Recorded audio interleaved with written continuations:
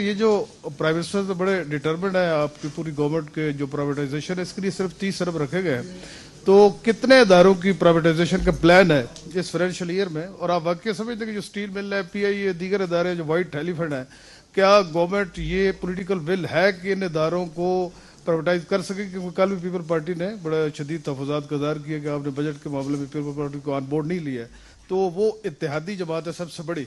تو اس کے ہوتے ہوئے کیا گورنمنٹ ان اداروں کو پرائیویٹائز کر سکے گی نہیں کر سکے گی؟ آخر اس میں آپ کی ترجیحات کیا ہے سر؟ جی آئی تھنک پرائیویٹائزیشن کے معاملے میں دیکھیں، پہلی بات تو یہ ہے کہ ہم سب اسٹیک ہولڈرز کو ساتھ لے کر چل رہے ہیں، اور اب اس میں دو ایسٹس تو آلریڈی ان پلے،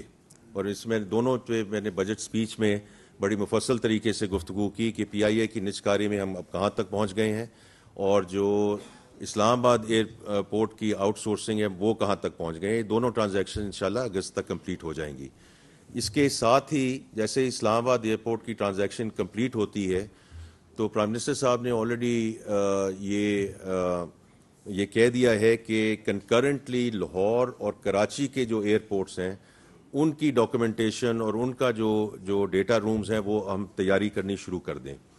تاکہ جیسے ہی اسلام آباد ختم ہوتا ہے تو یہ دونوں ایئرپورٹس جو ہیں اس کے اندر آ جائیں گے۔ اس کے علاوہ I think on the power side آپ اویس لغاری صاحب کا ابھی اعلان سنیں گے سون کہ انہوں نے جو کارپوریٹ گورننس ہے تو جو ابھی لیجسلیشن ہو گئی ہے کہ جتنے ان ڈسٹریبیوشن کمپنیز میں پولیٹیکل اپوائنٹیز تھے یا گورنمنٹ نامینیز ہیں ان کو بے حد تک کافی حد تک ان کو ریڈیوس کیا جا رہا ہے۔ پرائیویٹ سیکٹر کے انڈیویجولز سبجیکٹ میٹر ایکسپرٹس ان بورڈز پہ لائے جا رہے ہیں، اور in most of the cases it's going to be the private sector person who is going to be the chairperson. تو یہ پہلا قدم ہوگا موونگ دیز ٹورڈز دا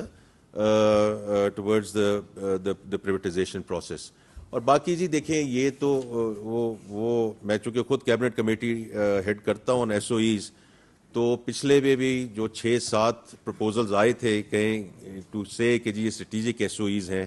سوائے ایک کے باقی ہم نے سب جو ہے ان کو ریموو کر دیا from strategic S O Es, which means they have now gone into the privatisation list. تو اس لیے وی آر ویری ڈٹرمنڈ جی کہ اور سب اسٹیک ہولڈرز کو including our allied party Pakistan Peoples Party, ان سب کو ہم ساتھ لے کر چل رہے ہیں جی۔